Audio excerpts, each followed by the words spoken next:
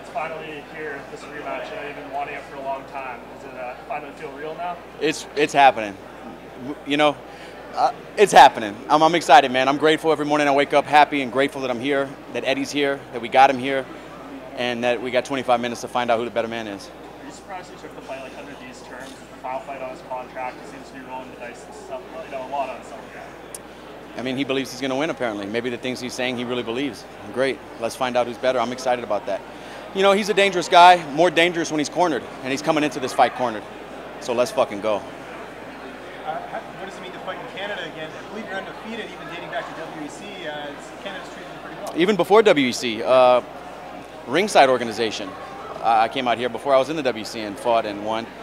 So I might be 4 or 5-0, but you know, none of that stuff really matters. I'm not superstitious about that type of stuff or anything, but it's good to be here. You know, the fans these are definitely fight fans. Every time I've been in Canada, I mean, I've main evented 3 shows in a row, and I got to say this is the most active, loud crowd at open workouts in the last 3 cities I've been in. So it's fun, man. These guys show up and they want to see a good fight, and we're going to give it to them. You're the first fighter since Demetrius Johnson in 2013 to headline back-to-back functions for UFC. What does that tell you, how the UFC appreciates your fighting style and what you can bring to that network audience? It's great. You know, if you want carnage, if you want fight, you got it right when you headline with me, you know. Same thing with Eddie, you know, he's a never say die kind of fighter. Believes it all out there. He's going to be in it from bell to bell every round, and I got to take him out of it. But that being said, you know, I don't put on boring fights. My last fight, maybe fight of the year so far. This fight this weekend has the potential to do the same. We'll see. I'm just enjoying the ride, man. What do you think he's improved since the first fight? Have you noticed anything in some of his fights where you say, hey, he's gotten a little bit better? He's only fought once. Yeah. He's only fought once, and we both fought the same guy, and we both finished him. And he looked like Eddie. You know, maybe he showed a little bit more footwork, a little bit more in and out movement. But when you're fighting a flat-footed guy who likes to eat punches, it's not hard to do.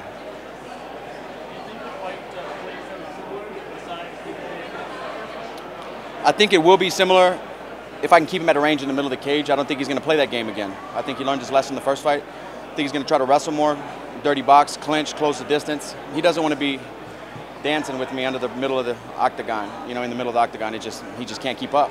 He got 2 left feet there. This time you guys are 5 rounds, you're fighting 5 rounds in the main event. Last time you were featured 3 with the did that change anything with going 5 rounds? It changed training a little bit. You know, I pushed cardio harder, try to show up a little bit lighter. I'm getting ready for that. But other than that, it's the same. It's you know, same fight preparations pretty much. You definitely had the hardest workout we've seen so far today. Are you treating this as like an actual workout as part of your weight cut?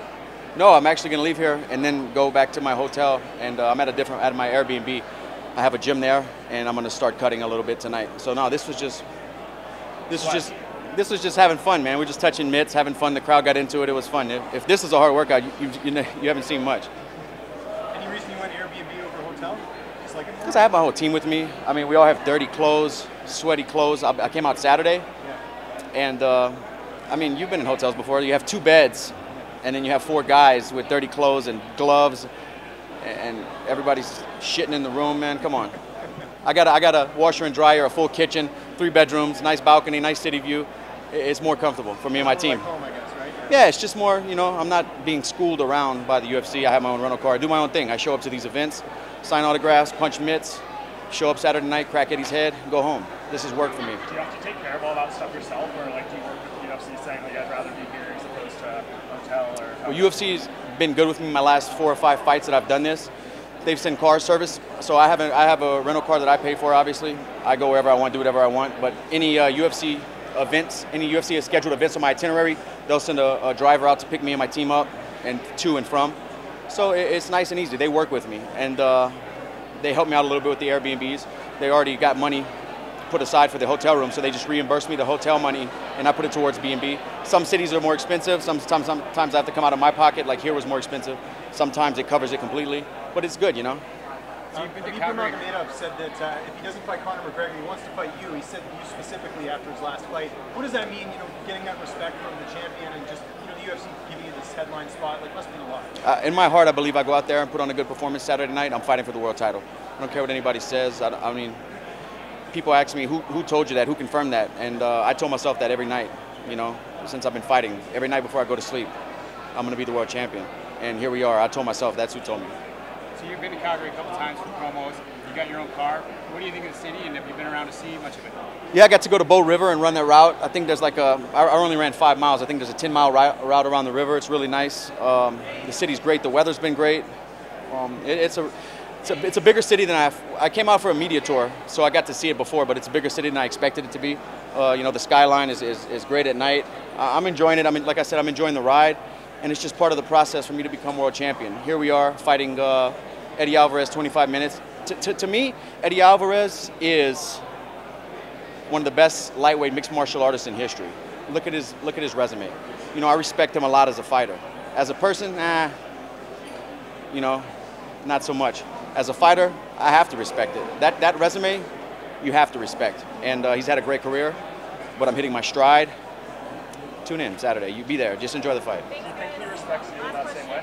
I don't believe he does. I don't believe he does, but I'll make him.